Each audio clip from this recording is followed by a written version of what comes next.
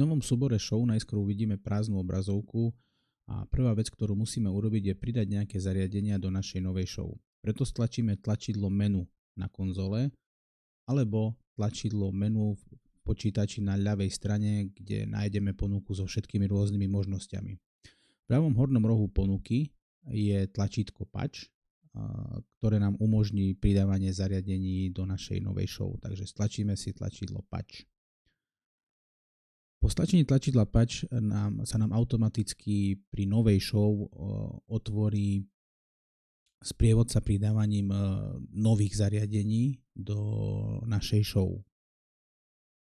Teraz si stručne popíšeme, čo je obsahom tohto sprievodcu.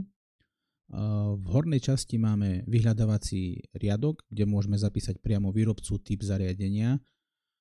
Stačí v podstate kliknúť na tento riadok. V prípade, že sme na on-PC verzii, môžeme priamo začať písať na počítači. V prípade, že sme na pulte, ktorý má vstávanú klávesnicu, môžeme písať priamo na klávesnici. V prípade, že nemáme k dispozícii klávesnicu, na konci riadku je malá klávesnička, ktorá nám vlastne zobrazí klávesnicu priamo na obrazovke. A tu si v podstate môžeme vpisovať zariadenie, respektíve výrobcu, ktorého hľadáme. Ďalej je tu rozdelenie knižnice, kde vlastne máme tlačítko takéto, že MA, ikonku človeka alebo usera a ešte je tu možnosť internetového pripojenia. V prípade, že má pult pripojený na internet. Rozdielujeme to v podstate. Knižnica MA prichádza priamo so softvérom, pri každej novej verzii sa aktualizuje.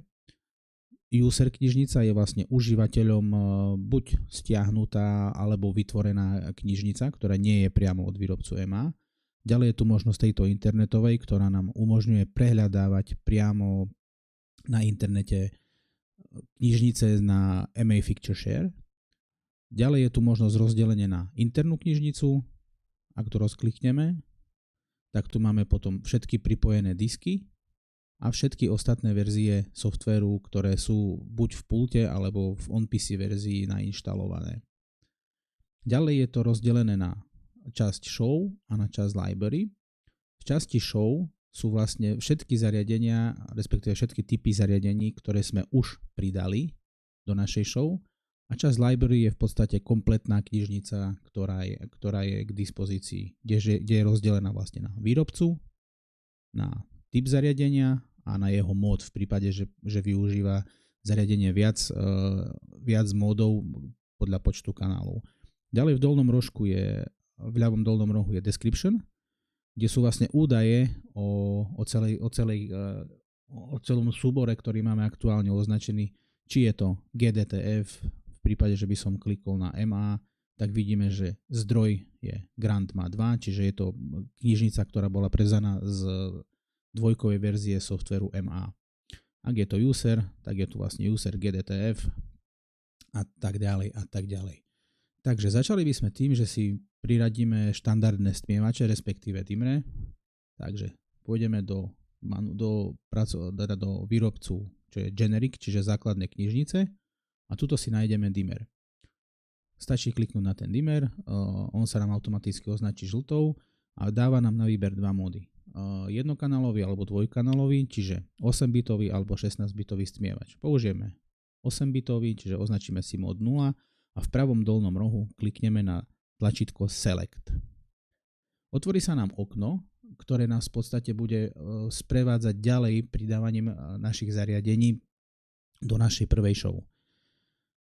Takže v prvom riadku je názov, teda typ zariadenia, potom jeho mód, jeho počet kanálov, ktoré nám zaberie v našej showke, meno. Meno je mnou voliteľné, ako ho potom ja uvidím vo Picture Sheete, respektíve v patchi pod akým menom. Môžeme si tam napísať čokoľvek. A ak to oddelíme nejakým číslom, ak za názov dáme medzeru a nejaké číslo, tak od tohto čísla nám bude vlastne on narátavať tie zariadenia a číslovať. Stále je tu možnosť suggestions, čiže nám ponúka nejaké typy, alebo ako by sme to mohli pomenovať, po prípade Poprípade, ak prejdeme napríklad do položky quantity, čiže počet zariadení, tu si dáme 10 a teraz sa ešte vrátim k tým návrhom. Ak stlačím Feature ID, tak mi vlastne dáva možnosti, ako by som mohol teoreticky ja číslovať tieto zariadenia. My si zanecháme jednotku. To Feature ID je veľmi dôležité, lebo pult na základe neho pracuje s týmto zariadením v šovke.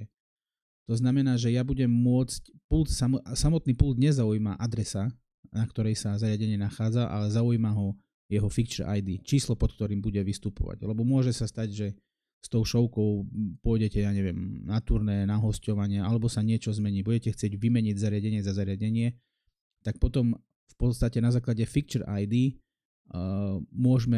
pult vie, ako má pracovať s vecami show. K tomu sa ešte dostaneme určite.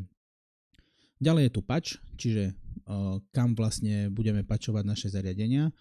Otvorí sa nám tu klávesnička, kde môžeme písať priamo, čiže číslo, to je jednotka, bodka a dajme tomu 1. V podstate chcem urobiť to, že patchujem 10 zariadení na universe 1, to je tá jednotka pred bodkou, bodka a kanál 1. To je to číslo za bodkou. Čiže mohli by tam byť kľudne napríklad aj 1.35 alebo 2.1. Na základe toho by sme priradili zariadenie na konkrétny výstup, na konkrétnu adresu. Zatiaľ si ponecháme prvý univerz a kanál číslo 1. Môžem to vyberať aj priamo v tejto tabulke, kde ak by bolo napačovaných viac zariadení, to si ešte ukážeme, tak by sme videli, ktoré adresy sú už odsadené. Takže v on-PC verzii stačí dvojklik na túto jednotku, on nám ju automaticky zadá do nášho patch 1 a stlačíme v pravom dolnom rohu tlačítko Create. Software nám automaticky priradil našich 10 dimmerov, respektíve stmievačov do patch tabulky. Ich názov, keďže sme začínali dim 1, automaticky odčísloval až po 10. Tu máme Feature ID, pod ktorými číslami budú vystupovať v našej šovke. Potom je tu Feature Type, čiže typ svetla, u nás je to teraz dimmer. Jeho mod, čiže my sme zvolili mod 1, aj keď je to tu ako 2 mod 0, ale my vieme, že je to jednokanálový mod a tu sú vlastne všetky nami teda softverom pridané adresy, na ktoré priradil jednotlivé zariadenia. My ich môžeme samozrejme kedykoľvek meniť, akokoľvek s nimi manipulovať. Takže teraz si skúsime pridať nejaké inteligentné zariadenia, povedzme nejaké hlavy, takže stlačíme si New Picture, Insert New Picture. Teraz sa nám už v podstate software zobrazí v inom rozložení. Najprv nám otvorí záložku show, to znamená, že nám ukáže to, čo už máme použité, ak by sme náhodou chceli pridávať zariadenia toho istého typu. Ale my keďže ideme pridávať iné zariadenie, tak si klikneme na library, otvorí sa nám znova knižnica, na schvál budem dávať klávesnicu na obrazovke, aby ste videli. Povedzme, že si chcem nainštalovať Robe T1, takže si dáme Robe medzera T1. Automaticky mi software vyhľadá Robe, značku, všetky Tčka, všetko, čo obsahuje T1, čiže preto je tu aj T11, aj T12. Toto všetko prichádza ako emáčková knižnica, potom je tu ešte Robe Lighting, kde je už vlastne user, keďže ja už mám v počítači stiahnutú aj GDTF-kovú knižnicu. Takže, ale teraz, tak použijeme túto knižnicu, takže pôjdeme do módu 1 RGB, čo je 49 kanálov, čo vidíme priamo tam, dáme Select. Znova sa nám zobrazí ten náš sprievodca, čiže vidíme, že budem patchovať zariadenie Robin T1 Profile v móde 1 RGB. V prípade, že ten mod potrebujem zmeniť, stačí vlastne buď pravým tlačítkom myši, alebo na konzole zmačknúť 5. encoder, kde sa nám znova rozbalia všetky módy a môžem ten mód ešte meniť bez toho, aby som sa musel vracať k samotnému patchovaniu. DMX Footprint je 49 kanálov. Toto číslo je nemenné u každého zariadenia, je to len informácia. Tuto proste klikaním nič nedosiahnete. Name je názov, pod akým bude vystupovať v mojej showke. Teraz je tam T1 Profile. Ja sa môžem rozhodnúť na týchto návrhov, že chcem, aby že si tam napíšem len T1 medzera 1, to znamená, že od jednotky mi ich bude číslovať, povedzme, že chceme počet, vymyslím si 12 a prechádzame na Picture ID, kde ja osobne používam oddelenie typov zariadení stovkami, aby som sa v tom potom jednoduchšie vyznal, takže ja si dám 101. A teraz patch.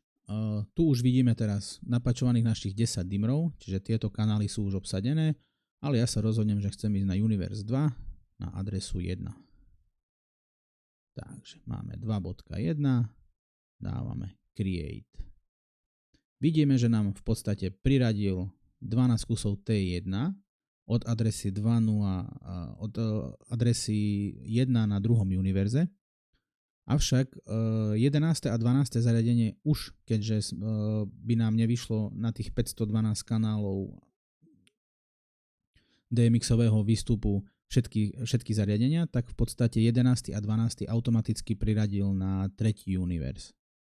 Povedzme, že sme s týmto úplne spokojní, tak vlastne zatvárame patch krížikom a prichádza nám vlastne, vyskočí nám okno, ktoré nám oznamuje, že odchádzam z patchu a pýta sa ma, že či chcem zachovať zmeny. Poviem áno, uložiť a odísť, neukladať a odísť, alebo ešte zostať, ak som sa náhodou zmýlil. Takže my dávame save and exit. Software nám automaticky zapísal tieto zariadenia a my si to môžeme skontrolovať v položke Picture. Toľko asi k jednoduchému patchovaniu našich zariadení a k patchu sa ešte vrátime aj v ďalších videách.